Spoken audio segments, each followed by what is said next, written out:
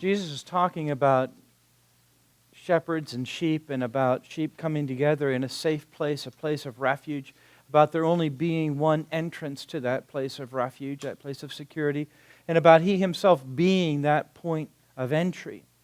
And then in Acts, we read this little snapshot of the early church, and I want to focus a little bit more on that one today instead of on the gospel, because it sort of expands on what it's like living in that sheepfold, like what it's like to live together in the place of refuge with Christ. In fact, I think it's a perfect description of what the abundant life looks like that Jesus is describing. I have come that you may have life and that you may have it more abundantly.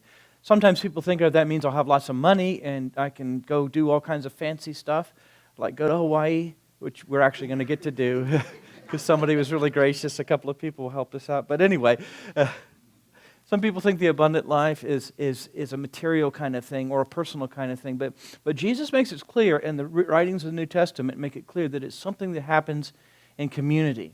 And so we have this powerful passage in Acts chapter 2, verses 42 through 47, that starts off with the words, they devoted themselves to the apostles' teaching, to the fellowship, to the breaking of the bread, and to the prayers.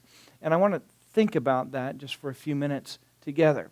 In order to get into that passage, though, there's a key word there that I've been wrestling with all week. What all does this mean? Because this word carries with it the concept of faithfulness, of steadfastness, of endurance and perseverance in the face of opposition or hardship, of a real strength, to stay committed and keep moving forward even when things weren't going well.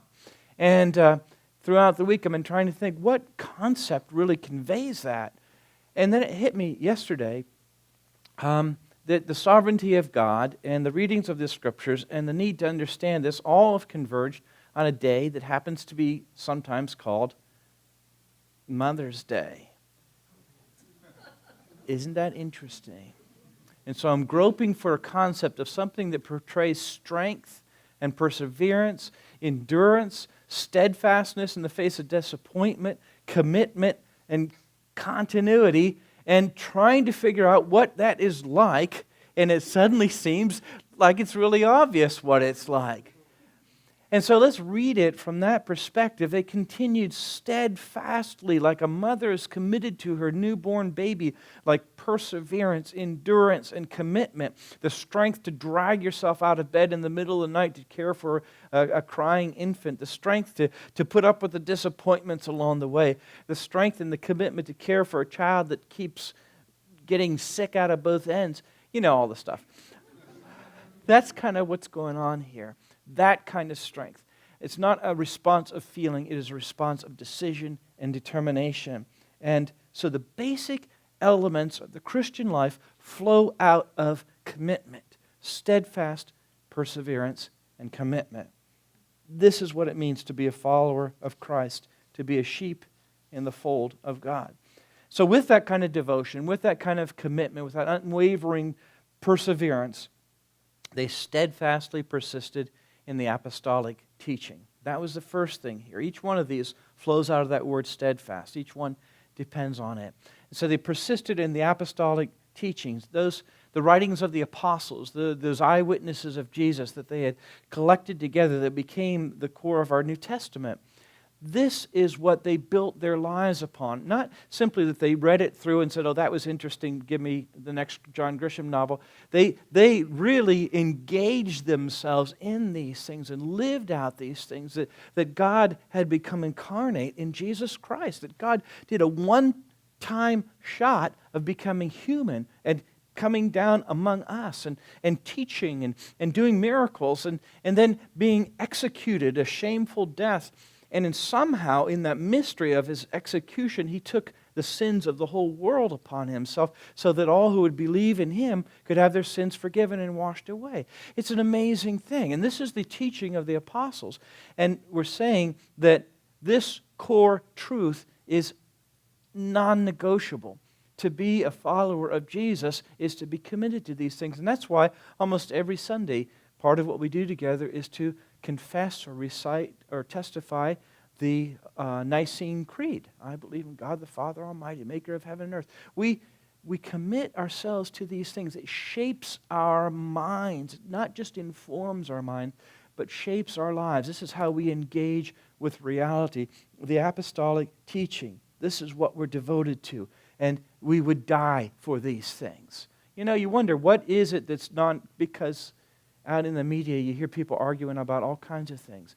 When you're wondering, what are the things that matter most? The Bible tells us, the Scriptures tell us, and these core truths of the apostolic teaching are what this redeemed community is built upon. They've devoted themselves to the apostles' teaching and to the fellowship, to the common life together.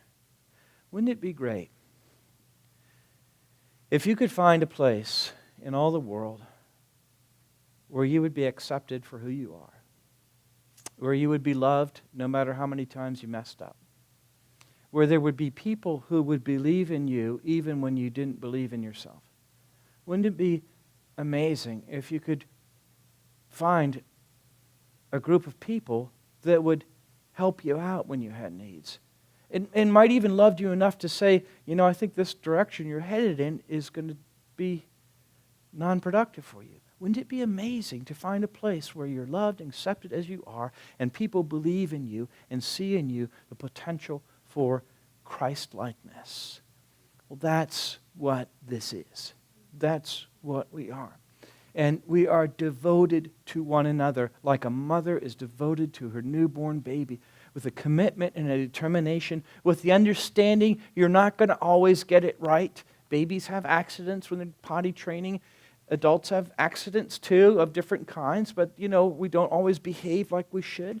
We sometimes behave in ways we shouldn't. But we don't write each other off just because we make a mistake. You get what I'm saying here?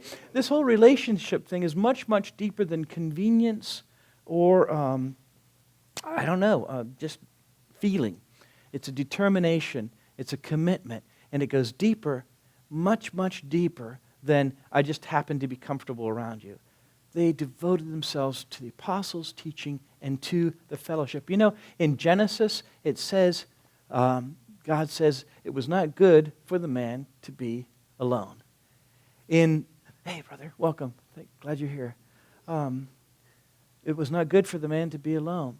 And in Exodus, we had this story of God bringing the Israelites out of slavery to becoming a redeemed people who lived a different kind of life, worshiping God. In Leviticus, we find more details of how this life is to be lived together and how in this world we live out a life that is affected by the God that we can't always see.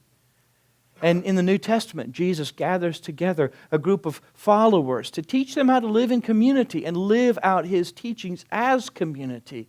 And throughout the letters of the New Testament, we see the ongoing teaching of this is how we get along. And the message that runs through the whole Scriptures is the most definitive, irresistible argument for the truth of Jesus Christ is the way we love one another.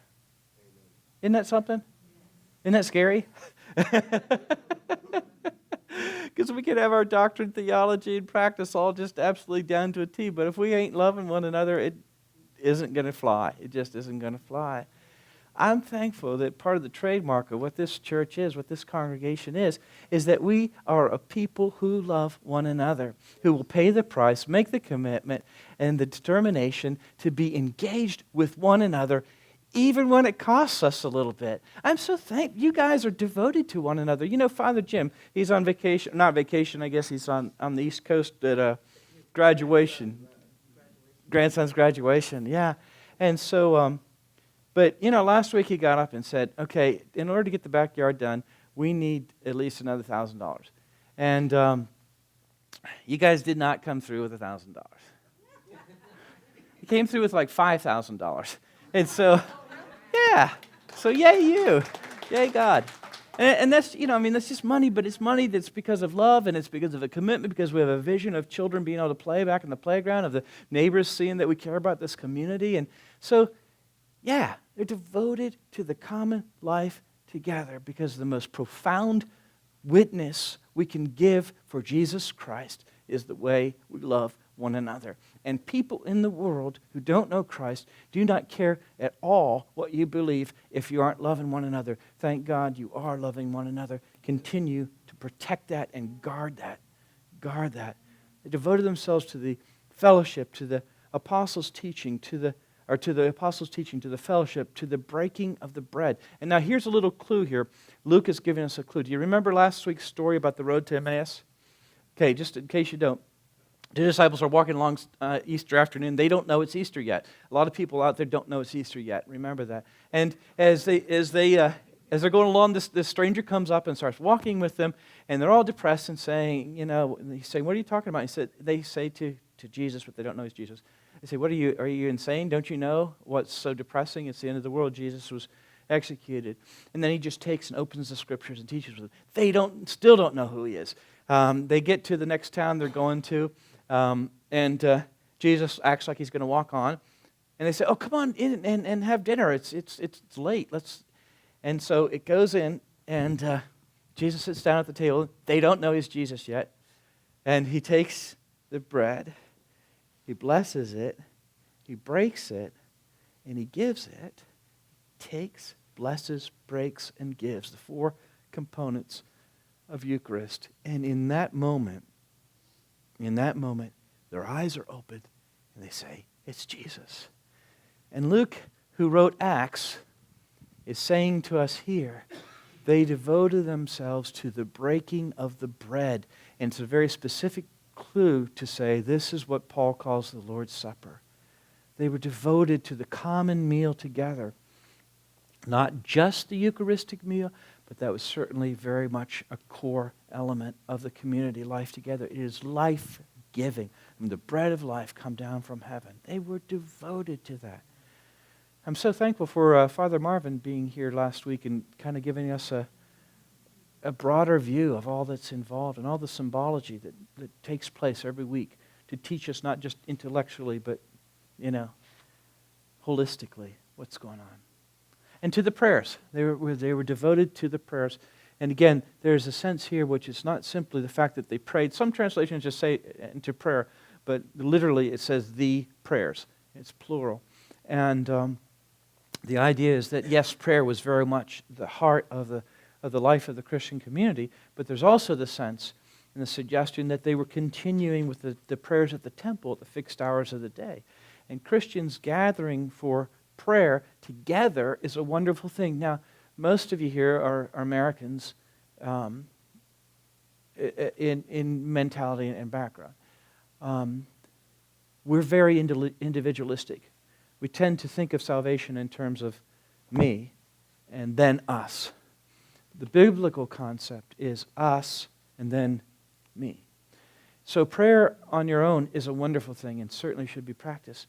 But there's also something profoundly wonderful about prayer that is done together as the people of God. So here's the thing. Here's an idea I had.